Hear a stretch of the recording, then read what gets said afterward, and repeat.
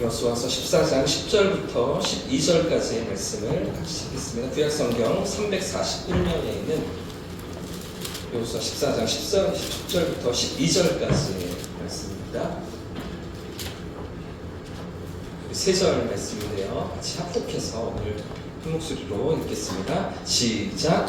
이제 보소서, 여호와께서 이 말씀을 모세에게 주신 때로부터 이스라엘 광야에서 방황한 이 45년 동안을 여호와께서 말씀하신 대로 나를 생존하게 하셨나이다. 오늘 내가 다시 모세에게 모세가 나를 보내던 날과 같이 오늘도 내가 여전히 강하나니 내 힘이 그때나 지금이나 같아서 싸움이나 추리를 감당할 수 있으니 그날에 여호와께서 말씀하신 이 산지를 지금 내게 주소서. 당신도 그날에 결정하라. 그곳에는 만난 사람이 있고 그 소들을 크고 평발할지라도 여호와께서 나와 함께 하시면 내가 여호와께서 말씀하신 대로 그들을 쫓아내리라 하니. 아멘. 할렐루야. 아멘. 할렐루야. 아멘. 또 우리를 사랑하시는 하나님께서 은혜로 우리와 함께 하실 줄 믿습니다. 아멘. 가까이 계신 분들과 이렇게 인사하겠습니다. 함께 할 수 있어서 행복합니다. 인사하겠습니다. 이 밤에도 함께 할 수 있음이 은혜인 줄 믿습니다. 아멘. 여러분, 해마다 이맘때가 되면 사실은 지금 시점보다 조금 이릅니다. 한 달 정도 전에 서점에서 쏟아져 나오는 책들이 있습니다. 10월 말경, 11월 초 이때쯤 서점에 가시면 우리 대한민국 서점가에 쏟아져 나오는 책들, 바로 우리가 살아가는 사회의 현재와 미래를 분석하면서 깊이 성찰하면서 개인이든 기업이든 어떻게 앞으로 나아가야 할 것인가를 고민하고 방향을 제시하는 책들이 쏟아져 나옵니다. 트렌드 코리아 2025라는 제목의 책 들어보셨습니까? 이런 표지의 책인데요. 벌써 17년째 꾸준히 출판되고 있는 책입니다. 2008년도 말에 한국 트렌드 코리아 2009를 시작으로 매년 연말이 되면 사회, 경제, 기술, 문화 등의 다양한 분야에서 우리가 주목해야 될 10가지 주제를 꼽아요. 10가지 주제를 가지고서 이를 통해서 변화의 흐름 속에서 어떻게 내년도를 준비하고 대비할 것인가를 구체적으로 제안하는 그런 책인데요. 서울대 김난도 교수님, 이렇게 생기신 분이 쓴 책인데, 이 트렌드 코리아가 불티나게 팔리기 시작하면서 그에 따른 아류들도 생겨나기 시작했습니다. 머니 트렌드 2025, 돈에 대한, 경제에 대한 책이겠죠. 내년도에 어떻게 투자를 해야 되는가, 이런 책들도 나오고요. 비즈니스 트렌드 2025, 사업을 어떻게 해야 되는가, 이제 새로운 사업을, 아이템을 꿈꾸는 청년들은 어떻게 또 사업을 준비해야 되는가. 주식시장 트렌드 2025, 주식은 어떻게 또 동향이 이어질 것인가. 부동산 트렌드 2025도 있습니다. 내년도에 부동산은 어떤 경기를 맞이하게 될 것인가. 또 Z세대 트렌드 2025도 있습니다. Z세대는 어떤 생각을 하면서 살아가는가, 이런 것들도 있고요. IT 트렌드도 있고요. AI 트렌드, 내년도의 트렌드가 어떻게 되는가, 이런 책들이 각가지 특정 분야의 흐름을 예측하고 분석하는 책들이 해마다 연말에 쏟아져 나오는 것인데요. 제가 이 책을 좀 읽어보니까요, 내년도 2025년이 을사년이라고 하더라고요. 그래서 푸른 뱀의 해라고 이렇게 말을 하던데, 그래서 밑에 보시면 스네이크 센스라고 되어 있는 부분은 뱀의 모양으로 이렇게 철자를 이렇게 만들어 놨잖아요. 그래서 이 책의 전체적인 표어를 스네이크 센스라고 붙이면서, 이 뱀이라는 동물은 손이 없어요. 발도 없죠. 하지만 온 몸으로 땅의 미세한 진동을 느낀답니다. 이 책의 내용이에요. 손도 없고 발도 없지만 온 몸으로 땅의 미세한 진동을 느끼면서 그 감각으로 살아간다고 얘기하고요. 그러면서 또 혀로, 뱀의 혀로 공기의 온도를 느끼고 또 냄새를 자각하라 한다고 합니다. 혀로 온도도 느끼고 냄새도 느끼는 이런 동물인데, 이런 예민한 감각을 가진 뱀처럼 지지부진하고 어려운 정치, 지금 그렇잖아요. 또 어려운 경제 현실, 이런 상황들이 예상되는 가운데 2025년도를 우리가 살아가기 위해서는 뱀처럼 예리해야 된다. 아주 냉철한 판단력이, 선택력이 결단력이 있어야 한다 이런 얘기들을 하고요. 그에 따른 적응력도 있어야 한다. 상황에 따른 적응. 뱀이 이렇게 손발이 없지만 생존해내는 것처럼 그런 삶의 현장에서 적응해내는 뭐 이런 능력이 필요하다 이런 이야기들을 하고 있는데, 그런데 여러분 일반 세상에서도 이런 책들이 있지만 제가 오늘 여러분과 이야기하려고 하는 그런 주제는 우리 교회 안에서도 이렇게 미래를 예측하고 준비하면서 우리가 살아가는 이 시대, 변하는 시대를 어떻게 살아가야 하는가를 제시하는 책들이 있습니다. 바로 이런 책들인데요. 한국교회 트렌드 2025 이런 책도 있습니다. 또 목회 트렌드 2025 저 같은 목회자들이 본 책입니다. 저희 집에도 한 권 사다놨는데 지금 한 절반 정도 봤습니다. 내년도에 목회는 어떻게 되는가 이런 책들도 나오고요. 또 이 책은요, 다음 세대 목회 트렌드예요. 다음 세대 사역은 어떻게 해야 되는가, 교회에서 이런 고민들을 하는 그런 분들이 모여서 이런 책들을 출간하고 내놓기 시작했는데, 그 중에서 첫 번째 보여드린 한국교회 트렌드 2025 이 책은 2023년도부터 출간되기 시작했습니다. 얼마 안 됐죠? 그러니까 작년인가요? 재작년? 이렇게 책이 나오기 시작하면서 제가 가끔 설교 중에 인용하는 그 통계나 자료들을 제공하는 목회 데이터 연구소에서 매년 이렇게 출간하기 시작했는데, 사회 각 분야의 전문가들을 한데 모아놓고 교회 현주소가 어디인가, 한국교회가 어디에 서 있는가를 고민하고 또 어떤 길로 우리가 함께 나가야 하는가, 하나님의 백성들이 교회 사역과 목회가 어떻게 이루어져야 하는가를 제시하는 그런 책들. 이 책은 5가지 주제로 되어 있습니다. 이런 책들이 제시되어 있는데, 여러분 이 책도 제가 천천히 읽어보니까 우리가 고민하는, 저와 여러분들이 고민하는 문제들이 고스란히 담겨 있더라고요. 현재 교회가 직면한 상황들이 단지 우리 교회만의 문제가 아니라 한국교회 전반의 문제라는 것이죠. 모든 교회가 다 똑같이 겪고 있는 그런 숙제라는 것입니다. 예를 들면 젊은 세대의 교회 이탈 문제, 고령화, 한국교회가 점차 자꾸만 늙어간다, 나이가 많아져 간다, 이런 고민들이 우리 교회만의 어떤 숙제가 아니라 전반적인 다 양상이라는 것인데, 또 온라인이나 디지털 문화로 급속히 빨려 들어가는 이 시대 속에서 어떻게 교회가 살아남아야 하는가, 이런 고민들을 하고 있는 책입니다. 그런 가운데 제가 이 책을 보면서 아주 강하게 저에게 다가왔던 2가지 주제를 나눠드리면, 첫째는 코로나 팬데믹 이후로 한국교회 전체적인 출석이 20에서 30% 줄었다는 거죠. 전반적으로 한국교회 한 20에서 30% 출석이 다 줄어든 이런 상황이라는 거. 그 중에서 특히 주일학교와 고령층에서 출석률이 급감했고요. 그리고 전 연령대에 걸쳐서 과거보다 신앙의 열심이 줄어들고 있다, 이런 평가를 내놓고 있는데, 여러분들 다 그렇게 느껴지시죠? 지금 코로나를 지나면서 우리의 상황이, 우리의 현실이 그렇다는 거 다 공감이 되지 않으십니까? 그만큼 팬데믹 이전과는 완전히 분위기가 다른 그런 세상을 우리가 만나고 경험하고 있는데, 자, 그런데 중요한 것은, 이 책이 얘기하고 있는 중요한 핵심은 이런 가운데서도 20%, 30%의 출석이 줄어들고 교회의 어떤 위축과 어려움이 다 모두가 겪고 있는 상황 가운데서도, 여러분 잘 들으십시오, 신앙의 깊이와 진정성을 추구하는 움직임이 나타나고 있다. 이 책의 이야기입니다.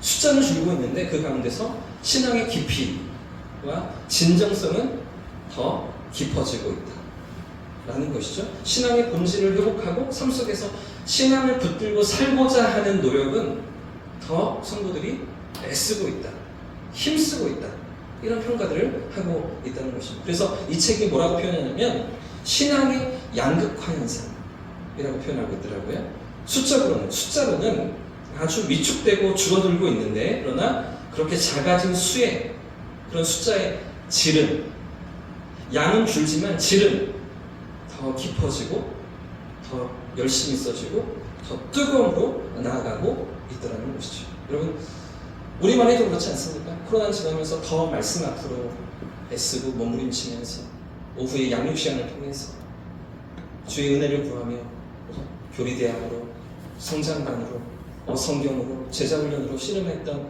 우리의 삶의 모습들이 그렇게 말씀 앞에 더 가까이 다가서려고 몸부림쳤던 그런 1년, 그런 2년의 시간들 아니셨습니까? 첫 번째는요, 신앙의 깊이와 진정성을 추구하는 그런 몸부림들이 교회마다 곳곳에서 일어나고 있다는 거죠. 다시 깨어나고 다시 일어나려고 하는 그런 노력들이 교회들마다 있다는 것입니다. 또 하나 저에게 도전을 주었던 두 번째 주제가 있는데 바로 공동체성입니다. 공동체성.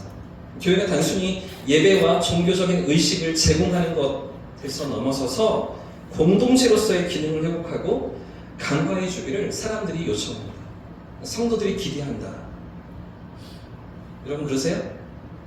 그저 예배만 드리고 그저 주일에만 참석하고 떠나는 것이 아니라 공동체로서 우리가 묶여지기를, 공동체 안에 내가 소속되어 있고 그 안에서 어떤 은혜와 나눔과 교제와 소통이 있기를 여러분 원하십니까? 그런 욕구들이 더 일어나고 있다는 것입니다.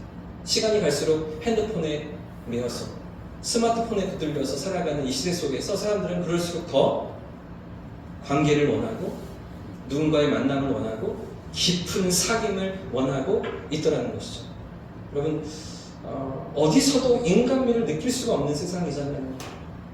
너무나 각박하고 지하철 타도 얼마 전에 제가 지하철 타보니까 다 핸드폰 붙들고 있어요. 다 거기에 빠져서 자기만의 세계에 갇혀 살아가요. 그런 일상 속에서 우리가 누구를 만나고 누구와 내 마음을 터놓고 나누며 깊은 진실한 나눔, 그런 소통과 교제 속에 우리가 살아갈 것인가? 교회 안에서 공동체성이 있기를 원한다는 거죠. 그래서 여러분 결국은 이 공동체성은 소그룹으로 이루어집니다. 이렇게 대그룹으로 함께 모여서 주일 예배를 드리고 금요 기도회를 모이지만 소그룹, 우리 사랑방, 나와 함께하는 멤버들, 나를 위해 기도해주고 내 삶의 형편을 알고 내 가정의 어려움을 이해하고 공감하면서 그 속에서 함께 동역하는 소그룹, 사랑방, 이 역동이 더 필요한 시대라고 이 책은 제시하고 있는 것이죠. 여러분 제가 지금 왜 이런 이야기를 하고 있을까요? 결국 무슨 이야기입니까?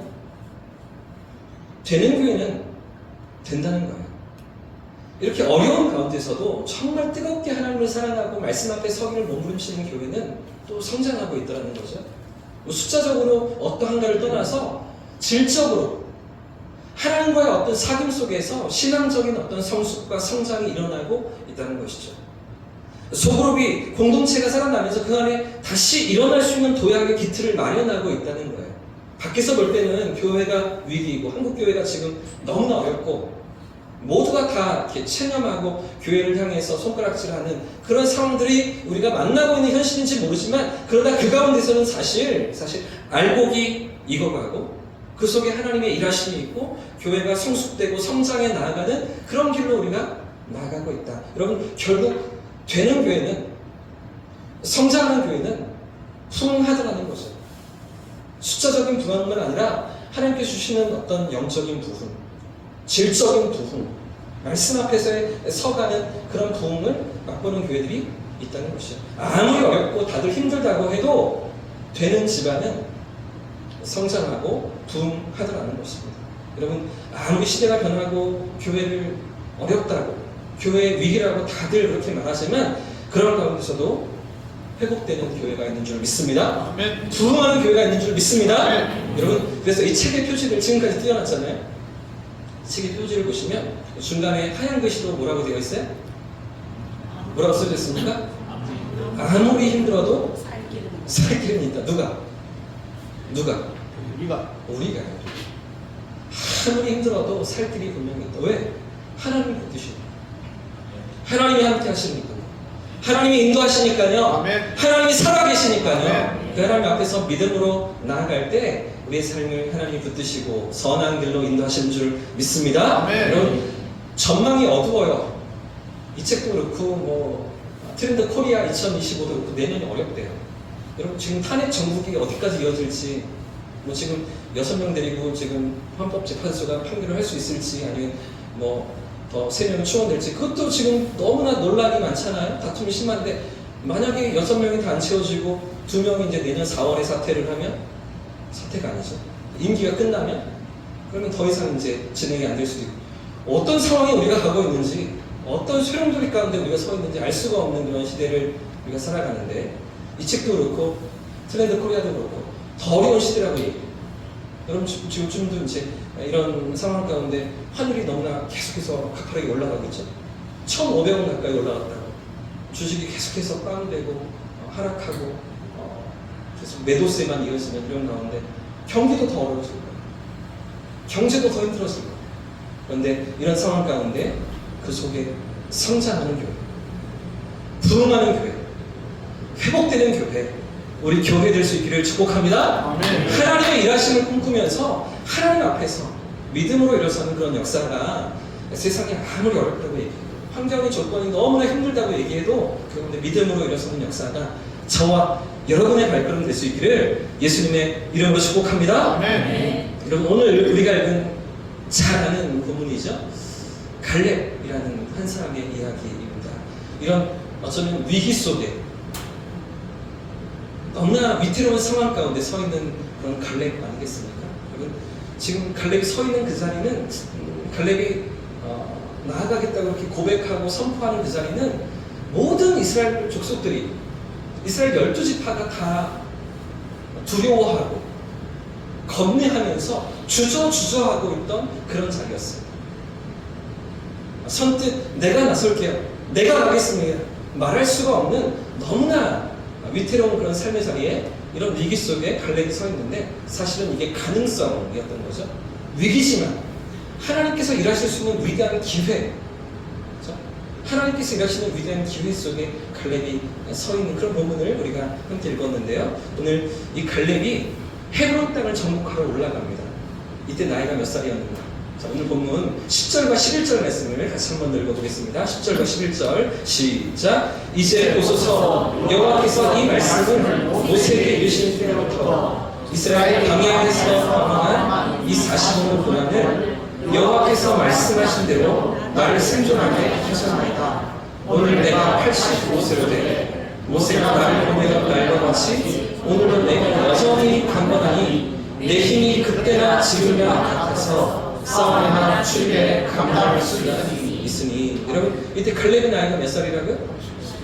85세입니다. 완전히 할아버지죠? 여러분, 이건 괜한 객기나 허세가 아니겠습니까? 잘못했나요? 85세 이상 되시는 분도 안 계시죠? 85세 어르신이 지금 정복전쟁에, 가나안 땅 정복전쟁에 가장 선두에 서겠다, 내가 앞장을 서겠다, 나를 따르라고 고백하고 있는 장면인데, 괜히 나섰다가 다치시면 어떡해요? 넘어지시면 어떡해요? 낭패를 볼 수 있는 일 아니겠습니까? 자, 이 당시 이스라엘 백성들이 가나안 땅을 정복하려 할 때에 이 헤브론이라는 땅은 가장 견고한 성이었습니다. 가장 두려움을 주고 가장 함락시키기가 어렵다고 보여지는 그런 성이 이 헤브론이었는데요. 거대한 성벽과 강력한 군사력으로 무장된 그런 헤브론 땅이었거든요. 여러분, 지금 아낙자손이라고 나오는데, 아낙자손 어떤 사람들일까요? 거인족입니다. 골리앗 같은 그 거인족, 거인족들이 그 땅을 차지하고 살아가죠. 가장 좋은 땅이니까 그들이 차지했었겠죠. 가장 힘이 있고 전투력이 센 그런 족속이 그 땅을 차지하지 않았겠습니까? 그래서 지금부터 40년 전 이스라엘 백성들의 선조들이 처음 가나안 땅을 정탐했을 때 이 헤브론에 있던 아낙 족속들을 보고서 이 12명의 정탐꾼들이 그 땅을 다 정탐하지 않았습니까? 12명이 다 정탐을 하고 다시 모세에게 돌아옵니다. 그리고 모든 이스라엘 백성들 앞에 이 가나안 땅에 대해서 보고를 하는데, 그때 10명의 정탐꾼이 뭐라고 보고를 해? 그들 앞에서 우리는 뭐가 같다고요? 메뚜기 같다. 전혀 견뎌볼 수가 없다는 거죠. 싸울 수 없다는 것입니다. 우리는 절대로 그들을 이길 수가 없다. 절대 그들을 함락시킬 수 없다고 그렇게 말했던 그 대상이 바로 이 아낙 족속이고 헤브론 성읍인데, 그런데 이런 아낙 족속 앞에서 지금 갈렙이 뭐라고 이야기를 하고 있습니까? 12절 말씀을 보십시오. 제가 읽겠습니다. 그날에 여호와께서 말씀하신 이 산지를 지금 누구에게? 지금 누구에게? 지금 누구에게? 나에게. 내게 주소서. 나에게 달라고 고백하는 거죠. 당신도 지금 여호수아입니다. 여호수아. 모세는 이미 세상을 떠났고 하나님의 부르심을 받았고 이제 가나안 땅을 정복해 나가는 가운데 그 앞에 섰던 여호수아. 당신도 그날에 들으셨잖아요. 나와 함께 정탐했던 당신도 들으셨거니와 그곳에는 아낙 사람이 있고 그 성읍들은 크고 견고할지라도 여호와께서 나와 함께 하시면 내가 여호와께서 말씀하신 대로 그들을 쫓아내리이다. 할렐루야. 여러분 갈렙의 고백이 무엇입니까? 지금 12절 말씀에 갈렙의 믿음이 무엇입니까?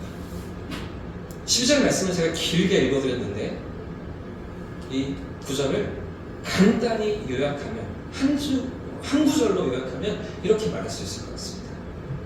여호와께서 함께 하십니다. 아멘. 할렐루야. 아멘. 여호와께서 함께 하십니다. 나는 힘이 없어요. 나는 능력이 없어요. 나는 가진 것도 없어요. 갈렙은 나이가 85세예요. 그러나 하나님께서 함께 하시면 하나님께서 나를 도우시면 할 수 있는 줄 믿습니다. 아멘. 승리하는 줄 믿습니다. 아멘. 하나님께서 함께 하시면 능치 못함이 없는 줄 믿습니다. 아멘. 사랑하는 여러분, 갈렙의 믿음은 자신의 능력이나 조건을 의지한 것이 아니었습니다. 내가 가진 것이 뭐가 있지? 내 주머니에 지금 뭐가 있지? 내 통장에는 얼마가 있지?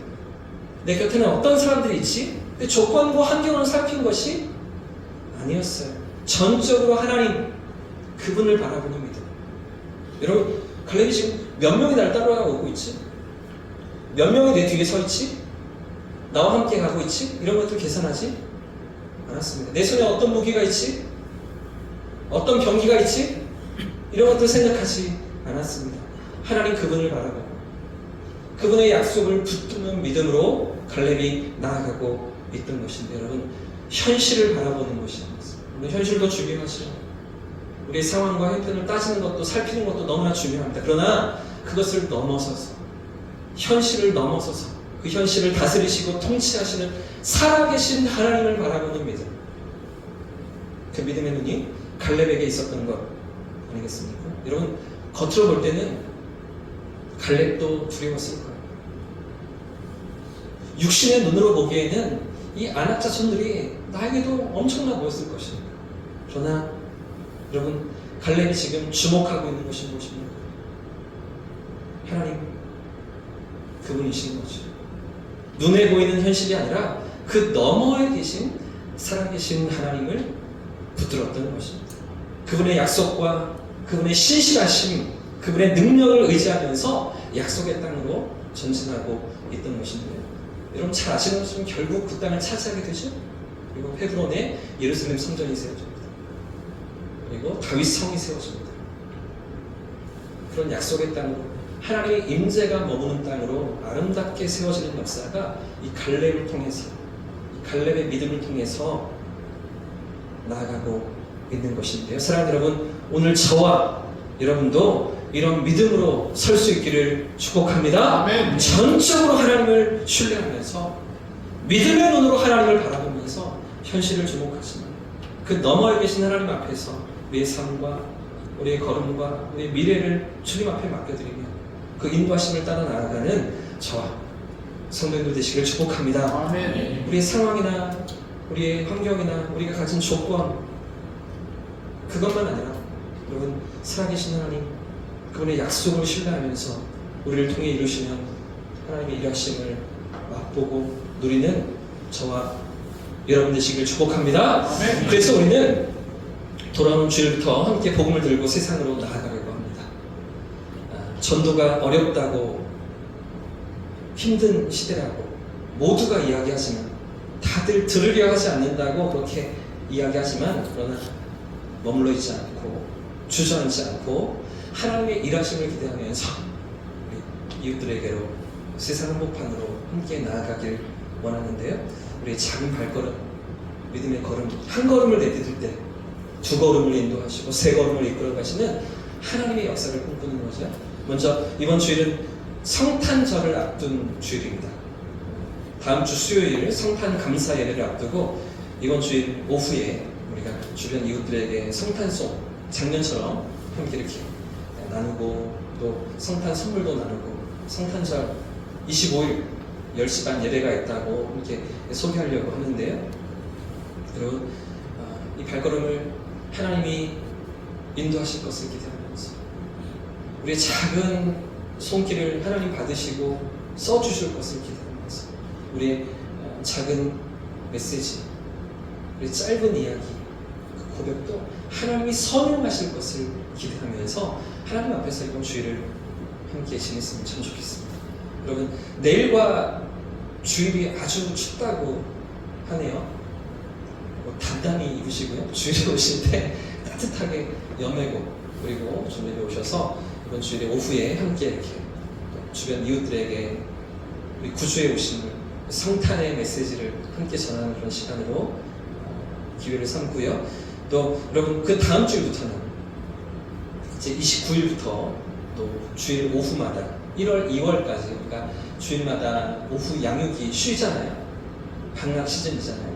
그래서 29일부터 우리가 23일에 아래에 입주하는 아파트 입주 전도로 함께 섬기려고 하는데요. 조금 전에 우리 장로님들과 우리 권사님들과 함께 모였습니다. 어떻게 일들을 더 의미 있게 더 효과적으로 진행해 갈까 이런 상의들을 하면서 함께 머리를 맞대고 아이들을 모았는데 29일이 늦대요. 장로님들 권사님들이 29일부터 하면 너무 우리가 손해보는 것 같아요. 25일 오후부터 나가자. 성탄절 예배 때도 오니까 25일부터 함께 나가서 우리가 입주하시는 분들 함께 만나고 25일 또 휴일이니 이사 오는 사람들 많이 있지 않겠는가. 먼저 나가보자. 이렇게 또 아이디어를 주셔서 25일부터 그리고 주일마다 오후마다 함께 또 아파트 입주 정도로 섬기려고 하는데 그리고 새로운 환경에 적응하는 이웃들이 있지 않겠습니까? 이 동네에 처음 이제 이사 와서 이곳에 정착하고 생활을 시작하는 분들이 있지 않겠습니까? 이런 그들에게 가까이 우리가 다가가는 거죠. 그러면서 당신을 환영하고 당신을 기다리는 우리 교회가 있습니다 라고 알려주는 거예요. 우리 교회가 너무 이렇게 꽁꽁 소중하게 이렇게 감싸져 있다 보니까 저 아래에서 교회가 있는지 모를 수도 있다 보니까 이제 다가가서 우리가 당신을 기다리고 있습니다.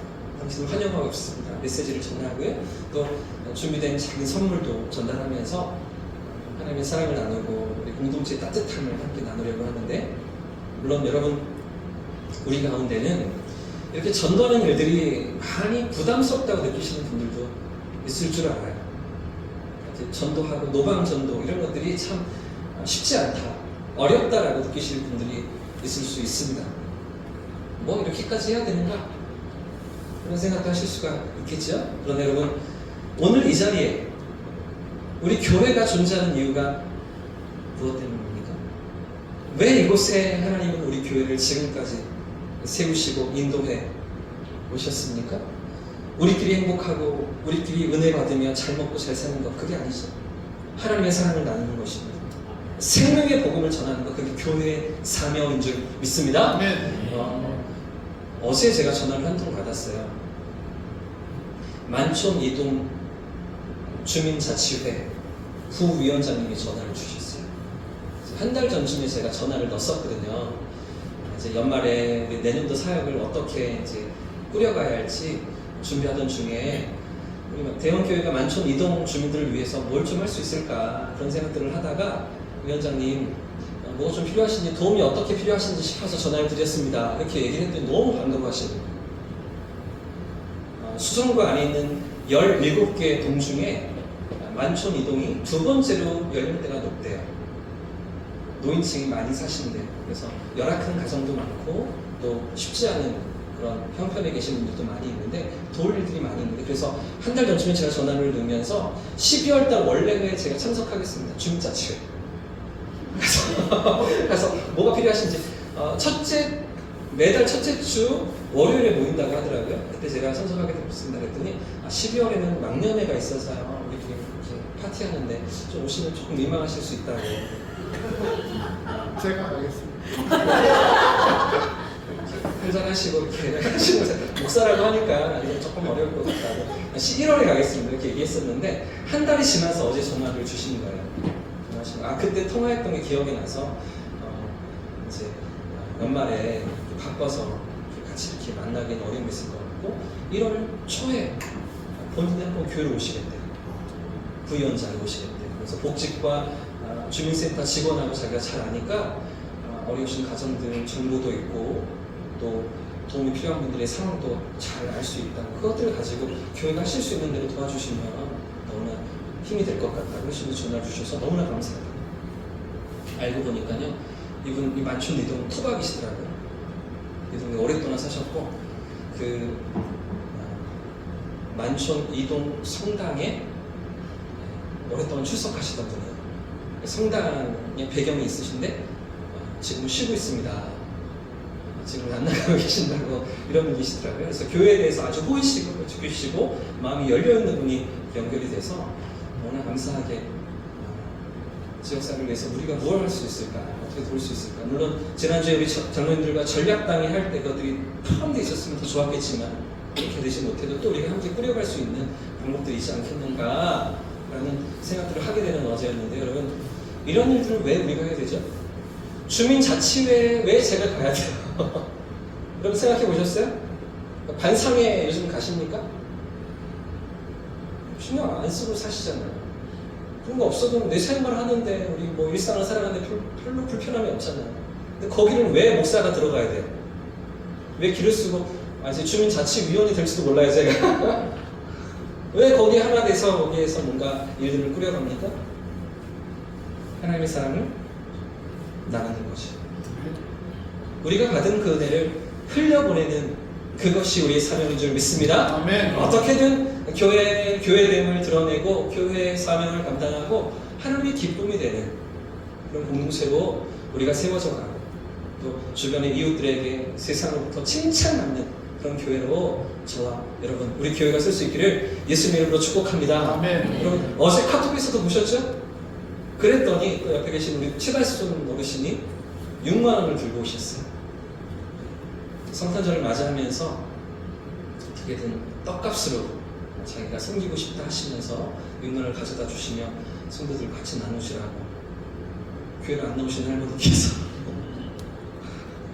감사합니다 이렇게 인사하시는 할머니께서 나누시는 모습들을 보면서 우리가 그래도 잘 가고 있구나 하나님의 은혜가 우리 가운데 부어지고 있구나 이런 생각들을 할 수가 있었는데요. 여러분 디모데후서 4장 2절에 이런 말씀이 있습니다.